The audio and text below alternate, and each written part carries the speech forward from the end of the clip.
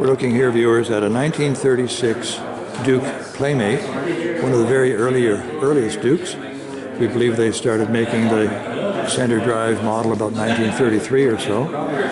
And this boat's been in for mammoth restoration work. The whole boat from the second set of planking down, including all the ribs and the floorboards, apparently is all new wood. These boats were powered by a Buchanan midget engine. I believe it's about 25 horsepower. It's great to see this boat saved. I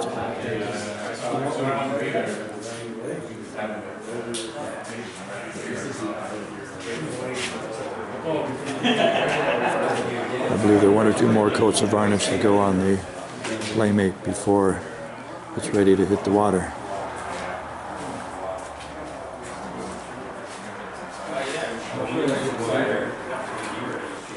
What a fun cruiser.